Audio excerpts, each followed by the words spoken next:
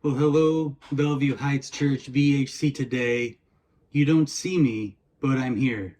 If you read the book of Esther, you may wonder why in the world is this in the Bible? I was asked at the Tuesday community Bible study, why does it not mention God at all? Yeah, you heard me right. God's not in the book of Esther. And you would wonder then, how does this fit in this redemptive story? I thought this story was the biography of God, God's story, the redemptive story, ultimately the story of Jesus. We've seen God's presence in all the other books of the Bible. We've seen the way that he works. We've seen his love for his people. We've seen him, we've seen him, we've seen him, and now we don't see him at all. Why? What in the world is going on? I think the absence of God in Esther is why Esther is in the Bible. It's about those moments in the history of God's story and in the history of our story where God does not seem anywhere to be found, where God seems absent. And maybe the drama of Esther is how will the people of God live when God doesn't seem near? How do you live in those moments when God doesn't seem near? Listen, don't judge the quality of your faith by your excitement on Saturday night or Sunday morning when you're surrounded by people with raised hands and you're remembering the truths of the gospel. Judge the nature of your living faith in those moments where none of that exists, where you're alone and it seems like the heavens are absent. It seems like the promises of God don't include you. It seems like God has walked away when it looks like bad people are prospering.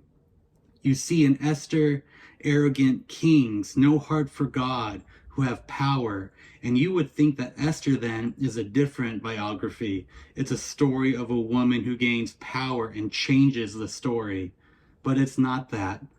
It's that in those moments where God seems most absent, God is actively working, and he will never stop working until his work is complete. This is a theme throughout all the Old Testament. God raises up unlikely instruments. He raises up this woman whom he uses to continue to protect and propel his plan for his people and his plan for the ages, his plan for redemption. This God who seems absent is actually working to protect and preserve his story. You shouldn't conclude because you can't see the hand of God that God isn't at work anymore. Then you should have concluded that the sun isn't shining because you're in the basement and you can't see it. These are these moments where you have to do what Hebrews 11 says. You must believe that God exists and he rewards those who seek him.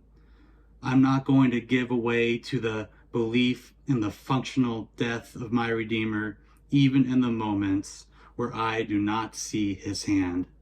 No, the power of the message of Esther is that God is not absent, even in the moments where he seems most absent.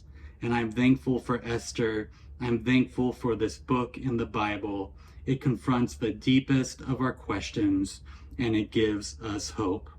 Well, have a great day, my friends. God bless.